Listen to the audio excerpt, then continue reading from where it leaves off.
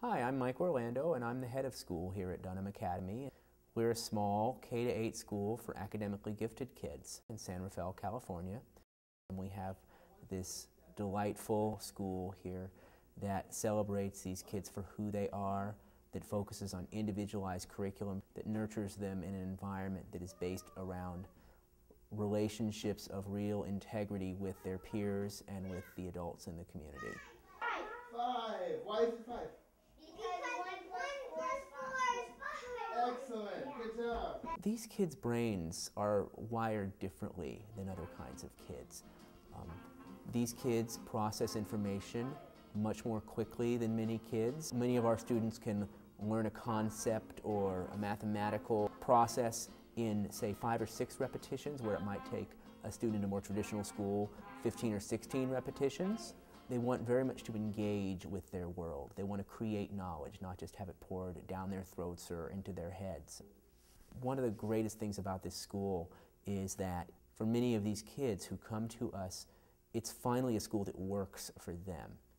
What this place particularly attends to is the social and emotional development of these kids as whole human beings. This is not merely an academic institution. Academics are a large part of what we do. Intellectual inquiry and excitement and joy are part and parcel of the culture here. We start each day with this pledge to ourselves. It starts off, I am the force, I am the captain of my life. I can choose my attitude. I am responsible for my own happiness or unhappiness. I am the driver's seat of my destiny, not just a passenger. One of the things that works well for all kids, and for these kids particularly, is this understanding that they are in charge of their own education. They are the owners of it. They're the creators. And this is a place where, unlike in more traditional schools, where those kids are tolerated at best and sometimes treated with derision or misunderstanding by teachers and by peers, what we have here is a culture that celebrates their ownership in that. And doesn't just celebrate it and kind of let them go off doing their own thing, but fosters and mentors them in the creation of this knowledge. We will get a lot of students here who have been in other schools, and while they've really been successful academically and perhaps even skipped grades, they'll be very unhappy socially. They won't have peers who are interested in the same things they are. We will get kids who have been diagnosed as dreamers. Teachers will think they're not paying attention. What's actually happening is that that student is learning the concepts being presented in class very rapidly in those 2 or 3 repetitions, where it's taking their classmates 20 or 30. They're learning it and they're bored to tears. And here we're able to really attend to those kids because we have such small classes. Nothing flies under the radar here. Often when these students are in public schools or even excellent independent schools, the way that their teachers will try to address their needs is through what's called supplementing or grade skipping. By merely supplementing their education, by giving them more challenging work or additional work, you run the risk of making them feel not only emotionally different, like, oh, I have this special extra work now I have to do because I'm gifted and that's a bad thing now, and also because these particular kids are very asynchronous in the way that they develop. We have students here who are 6 years old, who are doing math at a 6th or 7th grade level, who are reading at a 4th or 5th grade level, but who perhaps emotionally, because they haven't been in an environment of peers, are 3 or 4 years old. In a traditional school, there just isn't the bandwidth to address each of those kids as individual human beings. So in other schools, gifted kids will, in order to fit in, they'll shut down.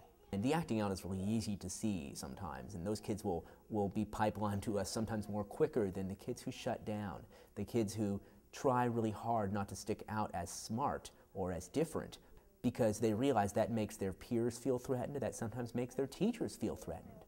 And here, they are surrounded by other kids who get the world in the way they do, who process information in the way they do, who celebrate their passion around expertise, intellectual expertise in a thing, around precision, and by teachers who value that too, who don't just put up with it, but who celebrate it and tease it out and take it to task. So our teachers here come from a wide range of backgrounds. What they all have in common is an understanding that their relationship, their individual relationship with each student is at the core of that student's education. Our teachers understand these kids at a really deep emotional level. They understand that these kids are not going to learn anything substantive until they feel safe taking a risk with that teacher as another human being, until they feel safe in the classroom that they're in with their peers.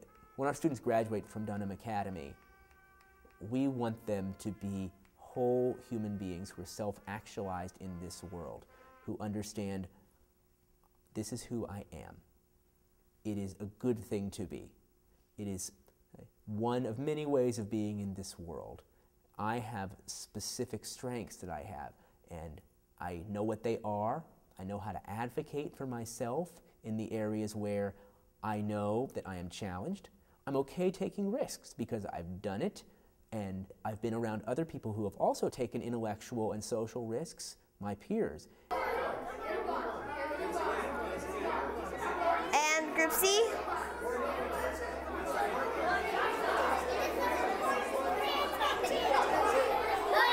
Okay, thank you, thank you, thank you. Now, it may be hard to imagine that your body can keep this going in an orderly fashion, and that the teachers can keep this going in an orderly fashion, but that is how the orchestra may sound, and I think, like other biologists in this category, that is very interesting. So, thank you for paying attention and listening. Follow if thou darest to try who's right, but thine or mine is most in Helena. Follow now, go thee. You mistress, I will not trust you. I no longer stay in your close company. Your hands and mine are quicker for a prey. My legs are longer though to run away. I'm amazed. I know not what to say. Autism is when it's hard for you, it's like you have this disability that prevents you from interacting with others. And in mild cases, it's hard to notice. They just might do something random occasionally. And it's basically when you're always in your own world and you have also repetitive behavior. In serious cases, you can see a child, if your child starts stacking cans, knocking them down, and stacking them again, and doing this for hours straight, that could be a sign of autism. When these kids graduate, they have a sense of self-confidence that they can't get in another school.